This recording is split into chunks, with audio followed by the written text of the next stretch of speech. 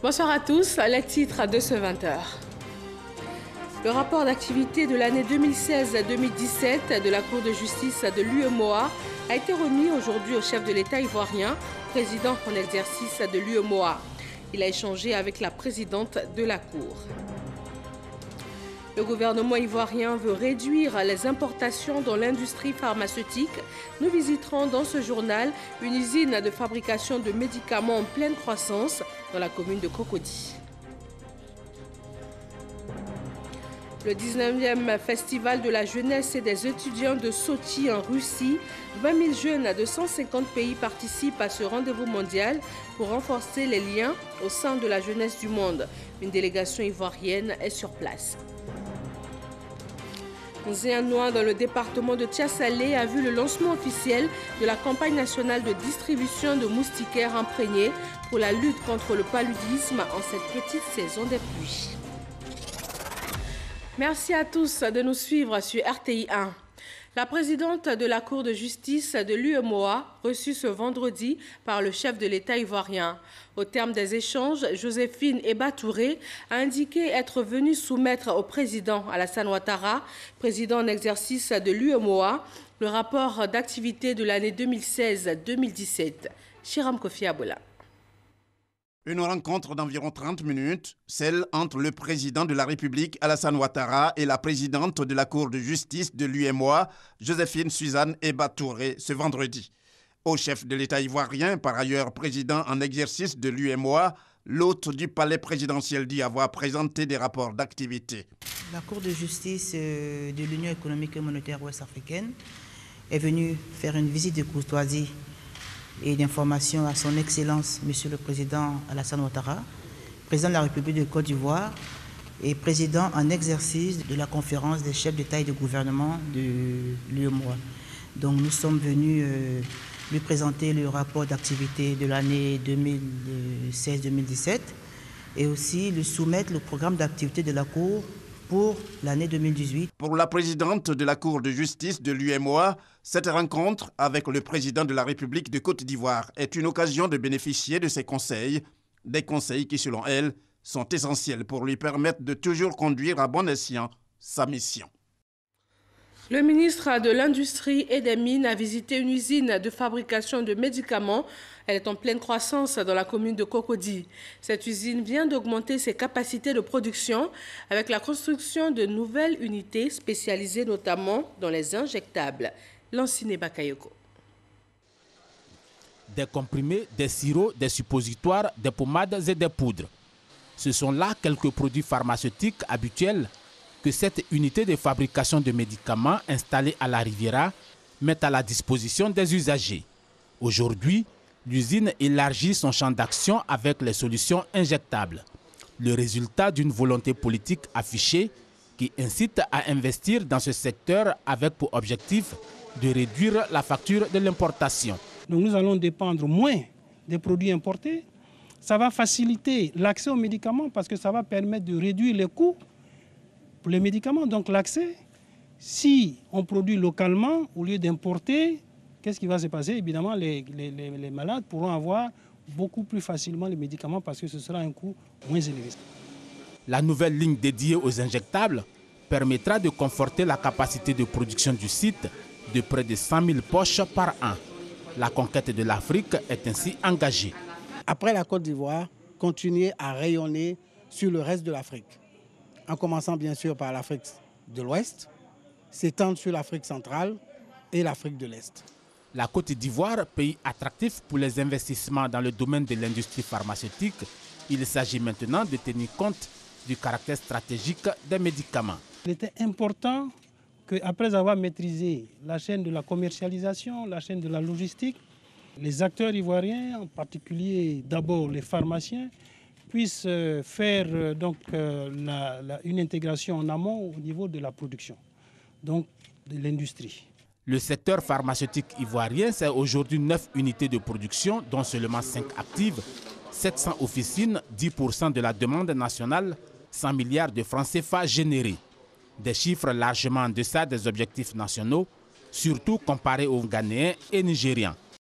La vente des médicaments de rue fait perdre au secteur pharmaceutique légal 40 à 50 milliards de nos francs chaque année, dont plus de 5 milliards destinés aux caisses de l'État. Lancement officiel de la campagne de distribution de moustiquaires imprégnés. Il s'agit de lutter contre le paludisme en cette petite saison des pluies. Franck Wadio. Des enfants bien insouciants barbotant dans ce filet d'eau insalubre, de hautes herbes pleines de déchets divers, non loin d'habitations. Un environnement propice à la reproduction de l'anophèle, le moustique femelle vecteur du paludisme. Nous sommes à Indianois, dans le département de Tiassali. Le paludisme, ici, fait partie du quotidien. Les moustiques nous fatiguent parce que l'environnement, même déjà l'eau sale, des douches, tout ça, ça nous fatigue beaucoup. Avec la poubelle qui est tout juste à côté ici, on n'arrive pas à dormir, les enfants tombent malades. À l'instar de Indianois, plusieurs localités concernées, le paludisme est aujourd'hui un problème de santé publique. C'est la première affection relevée dans les centres de santé en Côte d'Ivoire selon l'Organisation mondiale de la santé. L'État a décidé de réagir. Est née en 2011 la campagne de distribution gratuite de moustiquaires imprégnés. En 2014, la performance de distribution est passée à 96% de couverture selon le ministère de la Santé. Les résultats sont bons, mais nous devons poursuivre l'effort. Parce qu'aujourd'hui, 11% de décès hospitaliers sont liés au paludisme. Nous ne voulons plus de décès liés au paludisme. Poursuivre la sensibilisation et la distribution gratuite de masse de moustiquaires imprégnés à longue durée d'action. Le sens de cette troisième campagne nationale, à Ndianon, localité choisie pour le lancement, le directeur de cabinet représentant le ministre de la Santé et de l'Hygiène publique a exhorté les populations à privilégier l'assainissement pour mieux faire reculer le paludisme. Pour lutter contre le paludisme, nous devons conjuguer d'autres stratégies. Aujourd'hui, c'est la distribution, mais vous, dans vos régions, dans vos localités, dans vos concessions, vous devez vous débarrasser, que ce soit des ordures, que ce soit des flaques d'eau, que ce soit la broussaille, mais vous devez faire de la sensibilisation, mais vous devez aussi faire l'assainissement du milieu. 15 millions de moustiquaires imprégnés pour les ménages cette année 2017. La première phase concerne 18 régions sanitaires et elle ira du 18 au 22 octobre 2017. Les représentants résidents de l'Organisation mondiale de la santé OMS, de l'UNICEF et les autres partenaires du système sanitaire ont réaffirmé leur engagement. Rappelons que plus de 72 milliards de francs CFA, c'est la somme mobilisée à cet effet par le Fonds mondial pour la lutte contre la tuberculose et le paludisme. Le ministre de l'Intérieur et de la Sécurité a inauguré le centre de secours d'urgence de Boisflé dans la région de la Maraoué. Ce centre a pour mission de secourir la population en cas de sinistre. Il a un effectif de 60 agents. Herman Yamia. Par le passé, lorsqu'il y avait un incendie, par le cri du tambour, on avertissait la population, chacun avec un seau d'eau, une cuvette d'eau, et souvent les points d'eau étaient éloignés. Mais ils s'empressaient et grâce à Dieu, ils finissaient par éteindre. C'est désormais un lointain souvenir. Les populations de Boisflé et celles de toute la région de la Maraoué n'auront plus à recourir à des moyens rudimentaires en cas de sinistre. Un centre de secours d'urgence vient d'être installé dans la localité. À l'instar des 29 autres centres de secours ouverts la même année, il a pour mission principale le secours d'urgence en cas d'accident, le secours d'urgence en cas d'incendie, le secours d'urgence en cas de sinistre et de catastrophe. Heureuses de bénéficier de cet outil qui participe au développement de leur localité, les populations représentées par le maire de la commune de Boisflé et le président du conseil régional de la Maraoué n'ont pas manqué de traduire leur reconnaissance à l'État de Côte d'Ivoire. Ils ont par ailleurs insisté sur les actions du président du conseil économique, social, environnemental et culturel, Charles Kofi Dibi, qui ne ménage aucun effort pour sortir les populations de la précarité. Une action saluée par le ministre de l'Intérieur et de la Sécurité qui a inauguré le centre de secours d'urgence. Cette activité que nous venons de mener, notamment l'inauguration du centre de secours d'urgence de la région de la Maraoué, rentre dans le cadre d'un vaste programme du gouvernement ivoirien de faire un maillage total du territoire national avec des infrastructures de secours aux populations pour la sauvegarde des biens et des personnes.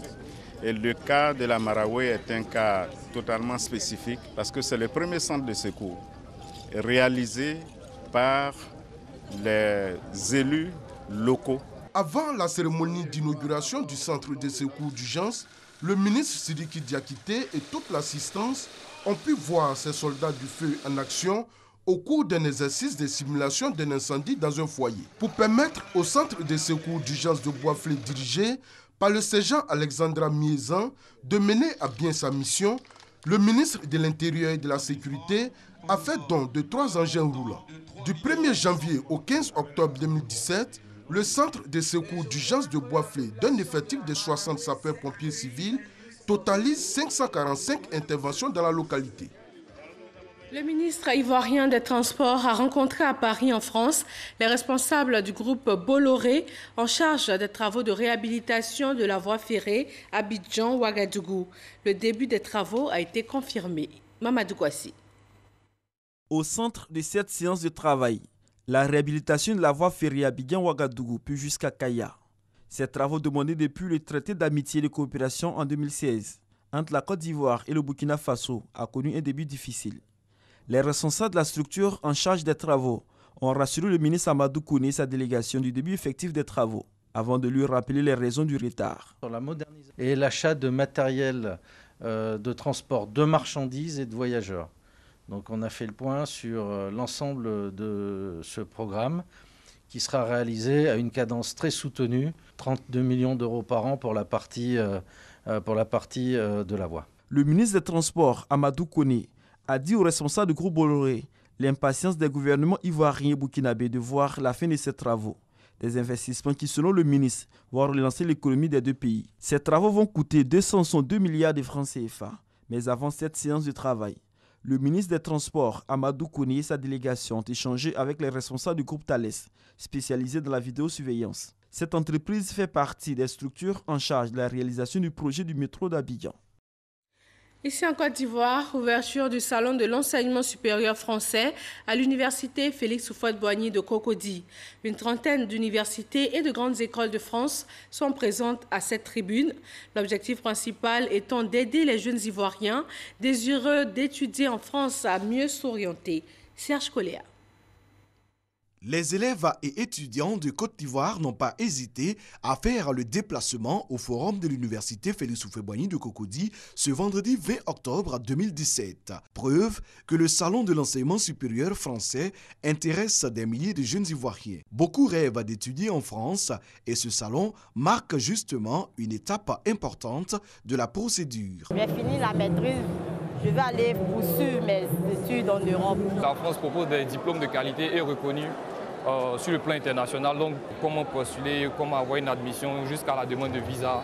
À travers cette tribune, Campus France, basé à l'Institut français d'Abidjan, veut se donner les moyens de suivre avec plus de facilité les dossiers des candidats aux études en France. L'objectif du Salon de l'enseignement supérieur français, c'est de permettre aux étudiants ivoiriens de choisir leur formation et par la suite de procéder au début de la campagne de candidature Campus France qui démarrera au 15 novembre prochain.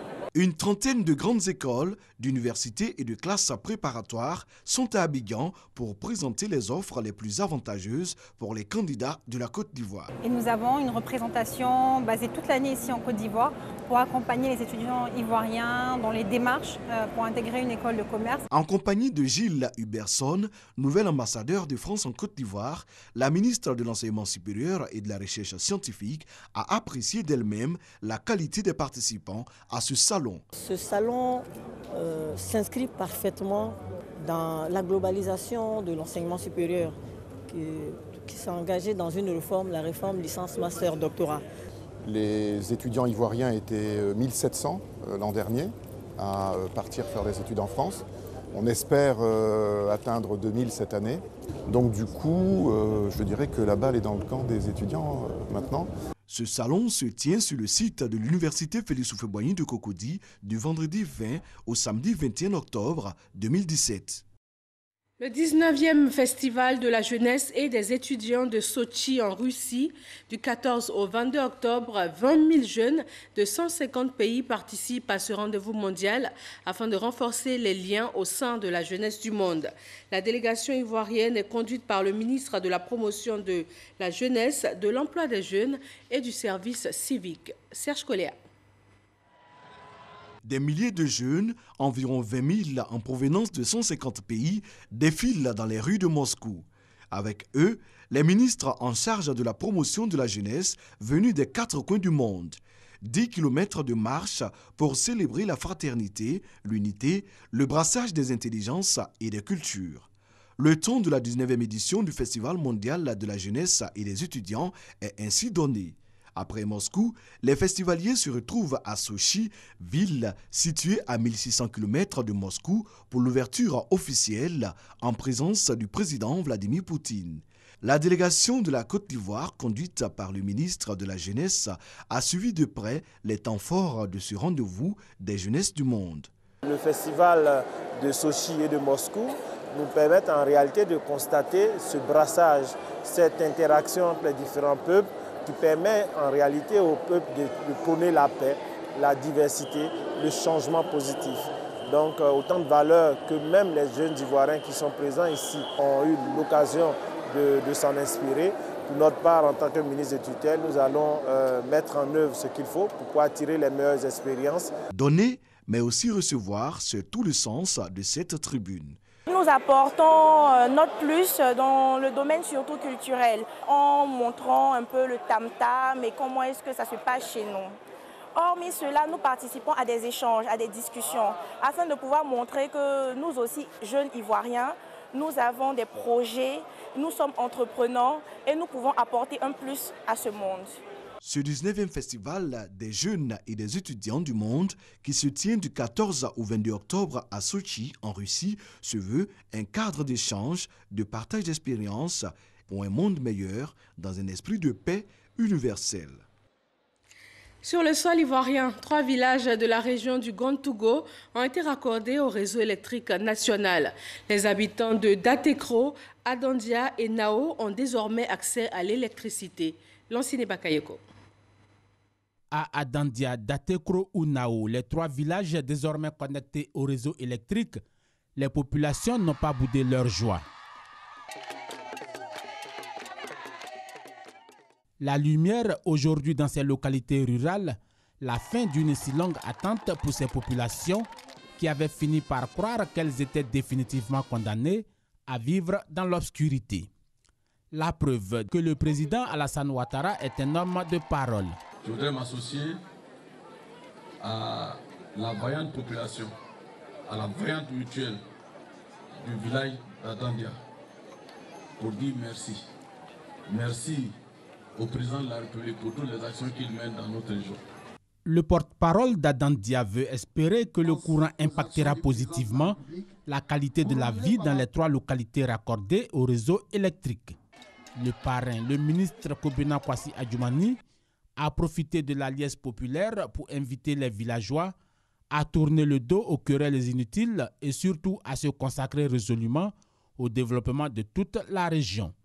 Il les a également exhortés à accompagner le président de la République en prière et à demeurer unis autour de ses actions.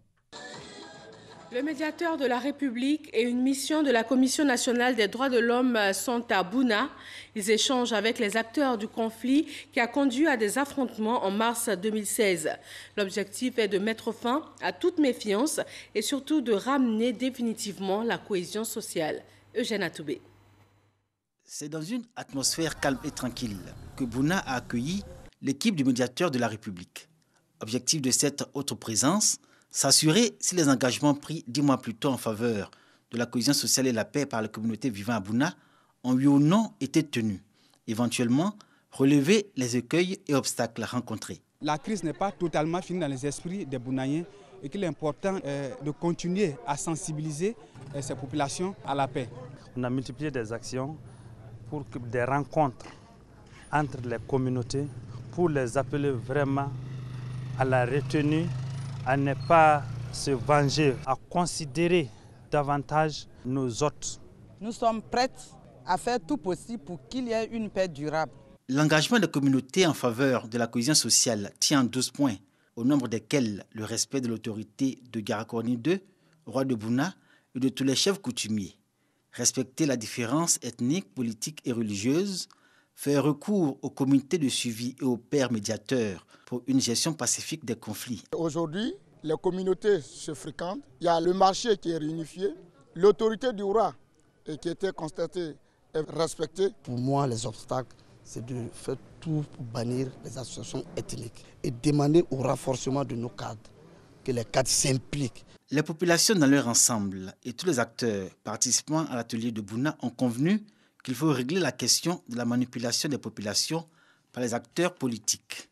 Opter pour le partage des postes électifs au plan local et surtout appeler les cadres, anciens comme jeunes, à leur responsabilité, au risque, disent-ils, d'être jugés par l'histoire. C'est une crise qui est arrivée et ce qu'il faut faire, c'est faire en sorte que cela ne puisse plus arriver.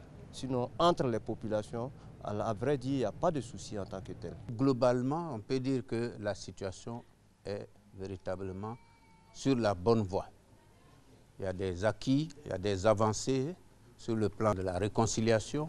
Cette fois-ci, quelques cadres sont venus, mais le gros lot est à Abidjan et nous nous proposons de les rencontrer, de leur rendre compte de ce qui s'est passé et les inviter à encadrer leurs parents. En attendant, Bouna retrouve progressivement sa cohésion sociale, son harmonie intercommunautaire et poursuit sa marche vers le développement et le progrès, sous le regard du comité local de suivi installé par le médiateur de la République, un organe neutre et apolitique. Le secrétariat national au renforcement des capacités lance le diagnostic des capacités des collectivités territoriales. Il s'agit de proposer des actions de renforcement de ces capacités pour une ressource humaine de qualité. Fidèle Aigné et Herman Niamien nous expliquent. Évaluer les capacités des collectivités locales en vue d'en faire le moteur de développement de la Côte d'Ivoire. C'est la mission que s'est assignée le secrétariat national au renforcement des capacités par le biais d'un diagnostic. La Côte d'Ivoire est en train d'aller à l'émergence. De quelles capacités avons-nous besoin pour atteindre donc cet objectif de développement que le chef de l'État nous a fixé et que le gouvernement est en train de mettre en œuvre. Et en termes de capacité, il s'agit à la fois de capacité au niveau institutionnel, au niveau structurel, de capacité au niveau organisationnel, mais également de capacité au niveau de la qualité des ressources humaines. Le rôle des collectivités est un rôle fondamental. Vous savez que tout le développement de notre pays est basé sur les collectivités. Nous avons des hommes, mais il nous faut aujourd'hui des capacités. Et sans cette capacité, les moyens qui seront mis à disposition ne permettront pas d'amorcer la marche de nos circonscriptions et de nos cités. Pour l'Union des villes et communes de Côte d'Ivoire, cette action permettra d'améliorer la qualité des services proposés par les collectivités locales pour un mieux-être des populations. Aujourd'hui, nous avons de nouvelles personnes qui animent les administrations dans les collectivités et ces fonctionnaires, tout comme les agents localement recrutés, ont besoin de renforcement pour améliorer ce qu'ils savaient déjà faire. 8 collectivités, dont un district, 2 régions et 5 communes sont concernées par la phase pilote de ce diagnostic. Il va s'étendre sur 2 mois. Le secrétariat national aux capacités est depuis le 22 août 2017 dirigé par Epiphane Zoro. L'homme est magistrat et il a derrière lui une longue carrière internationale. Son portrait avec Alexis Ouedraogo. À ses nouveaux bureaux au Vallon, Zoro Bibalo Epiphane est studieux. Le nouveau secrétaire national au renforcement des capacités prend la pleine mesure de sa nouvelle mission. Magistrat depuis 1996, il est titulaire d'un diplôme d'études spécialisées en droits de l'homme obtenu en 2002 à l'Université catholique de Louvain. Sensible au respect des droits de l'homme, il est cofondateur du mouvement ivoirien des droits humains, organisation qu'il a dirigée de 2000 à 2004. En République démocratique du Congo, Epiphane Zoro Bibalo a aussi servi comme coordonnateur du projet Restauration progressive du système judiciaire pénal dans le cadre d'un programme de l'Union européenne. Il a aussi été représentant résident de Carter Center, une organisation américaine spécialisée dans les droits de l'homme et la coopération technique judiciaire. Zorobi Balo Epifane a travaillé pour le Bureau conjoint des Nations Unies aux droits de l'homme en tant que coordonnateur de l'unité justice et lutte contre l'impunité. De 2012 à 2015, il a été directeur général de l'Agence ivoirienne et coopération francophone et du Comité national des Jeux de la francophonie. Ayant intégré le ministère des Affaires étrangères en 2016, il a occupé les fonctions de directeur des affaires juridiques, consulaires et humanitaires avant sa nomination au poste de secrétaire national en charge du renforcement des capacités. Zorobi Balo est auteur de 2 ouvrages, Juge en Côte d'Ivoire, paru en 2004, et Adieri la prisonnière, à paraître très bientôt. Marié, il est père de 6 enfants. Epifane Zoro est officier de l'Ordre national de Côte d'Ivoire. Le Conseil national de la presse dresse le bilan des entreprises de presse. 44 entreprises payent les journalistes à la convention collective, 40 ont déclaré leurs travailleurs à la CNPS et 20 ne disposent ni d'attestation de régularité de paiement de leur dette sociale, ni de moratoire de paiement. Isaïo. Le Conseil national de la presse, CNP, au titre de l'année 2017, a décerné des bons et mauvais points. La liste des bons et mauvais élèves concernant les entreprises de presse est désormais connue. Sur la base des documents reçus des patrons de presse concernant les bons élèves, sur 64 entreprises de presse, le CNP a relevé que 44 payent leurs professionnels à la convention collective, 40 ont déclaré leurs travailleurs à la CNPS, Caisse nationale de prévoyance sociale, 14 disposent d'une attestation de régularité des paiements de leur dette sociale vis-à-vis de la CNPS et 13 disposant d'un moratoire de paiement de leur dette sociale avec la CNPS.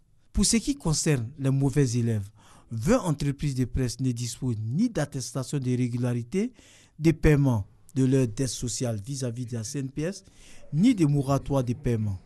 Cette opération du CNP vise à doter la Côte d'Ivoire d'entreprises viables. Il y a des sociétés d'édition qui font des efforts pour faire face à leurs obligations sociales, pour faire face à leurs charges.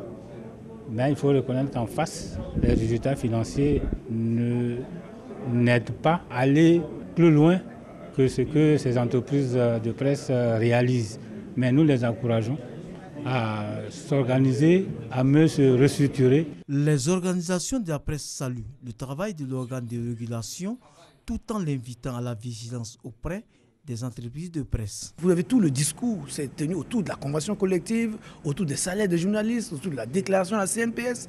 Ce sont des questions que nous avons toujours portées. Et nous sommes heureux aujourd'hui que ces questions soient portées par le CNP. Nous sommes satisfaits des conclusions qui ont été tirées. Seulement, nous constatons qu'il y a beaucoup de travail à faire de part et d'autre. C'est pour cela que tous les acteurs des médias vont se retrouver bientôt pour analyser un peu la situation. Le Conseil national de la presse entend mieux faire l'année prochaine. Toutes les informations reçues seront vérifiées auprès des journalistes et de la CNPS. Le Fonds des Nations Unies pour la population, UNFPA, a présenté son rapport 2017 sur la population. Chaque année, dans les pays en développement, le manque d'accès aux services de planification familiale entraîne 89 millions de naissances non planifiées et 48 millions d'avortements. David Soyo et Franck Wadio. À l'échelle mondiale, seulement la moitié des femmes ont un emploi rémunéré. Les femmes ont un salaire inférieur de 23% à ceux des hommes et 3 femmes sur 5 ne bénéficient pas de congé de maternité. Autant d'inégalités auxquelles les femmes font face, selon le rapport 2017 du Fonds des Nations Unies pour la population, UNFPA. Les inégalités donc, entre pays, mais également les inégalités entre genres, y compris à l'intérieur des pays, méritent une attention particulière de tous. Notre message aujourd'hui ici à Abidjan, c'est vraiment une mobilisation pour des investissements massifs dans l'éducation de la fille, l'accélération un peu de l'égalité des genres, mais également des mesures de bonne gouvernance. Ce rapport 2017 du Fonds des Nations Unies pour la population UNFPA vise à contribuer à la réduction des inégalités pour garantir l'atteinte des objectifs mondiaux de développement durable. Direction le Libéria, la commission électorale annonce le second tour pour le 7 novembre prochain. Il va opposer le sénateur et légende du football africain George Weah au vice-président sortant Joseph Boaké. Tous les deux arrivés en tête du scrutin du 10 octobre. George Weah était arrivé largement en tête avec 39% devant son adversaire qui obtenait 29,1% des voix. La campagne pour le scrutin du 7 novembre a démarré jeudi et devrait s'achever dimanche 5 novembre à minuit, après 18 jours. Sommet de l'Union européenne, une bonne partie des échanges sera consacrée au Brexit, dont les négociations doivent s'accélérer pour tenir le délai de 2 années imposé par l'article 50 du traité de Lisbonne. La suspension de l'autonomie de la Catalogne sera également à l'ordre du jour. Terminons avec ce nouvel attentat meurtrier dans une mosquée chiite de Kaboul en Afghanistan. Au moins 32 personnes ont été tuées et 41 personnes blessées selon le dernier bilan. Et voilà, c'est tout pour ce journal. Merci de votre attention et surtout très bonne fin de semaine à tous.